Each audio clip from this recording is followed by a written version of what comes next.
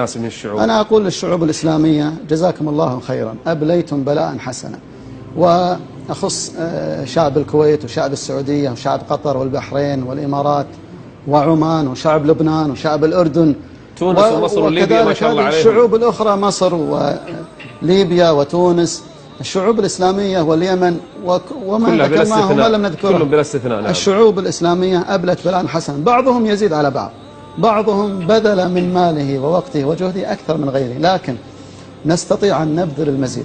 نحن يا أخوان الآن في معركة، والشعب السوري يحتاج إلى السلاح.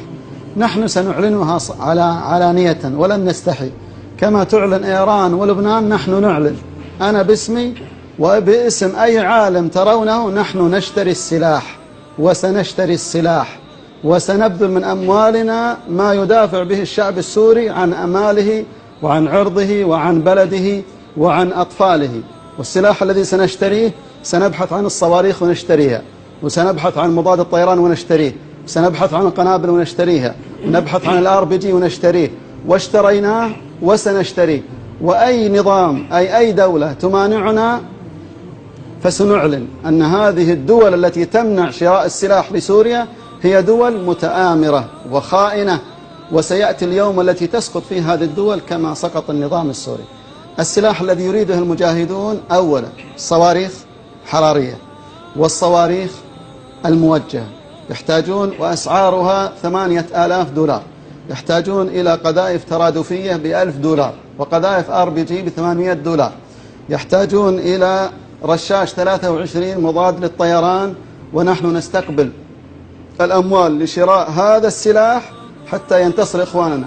حربنا مع هذا الحزب ولا مع إيران لن تحصل لا بالمؤتمرات، يعني الجماعة يأتمرون في عمان قبل يومين وهو يقاتل إيران وحزب الشيطان يقاتل الشعب السوري، والنظام السوري يقاتل الشعب في حمص وفي دمشق وفي درعا، ويضربه بالكيماوي، يضربه بالطيران، يضربه بالصواريخ، ونحن نتفرج، وبعضنا مشغول بكرة القدم وبعضنا مشغول بكذا. مسابقات أغاني فاشلة للأسف ضيعوا الأمة والشعوب فيها. كيف يتواصلون الناس شيخ معكم؟ مبلغ بسيط يقدمها الإنسان يرفع الحرج عن نفسه ويبرئ به ذمته. نحن نستقبل في بيتنا، ونستقبل من خلال الواتساب 0096597880011.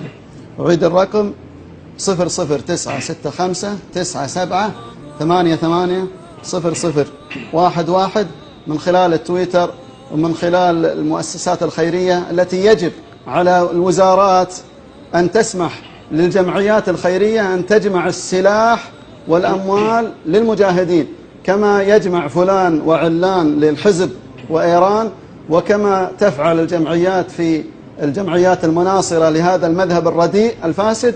ينبغي لنا أن نسمح للمجاهدين. نحن لا نجمع للإرهاب، ولا نجمع لانتصار حزب، ولا نجمع لجماعة، نحن نجمع الأموال لأصحاب النكاية.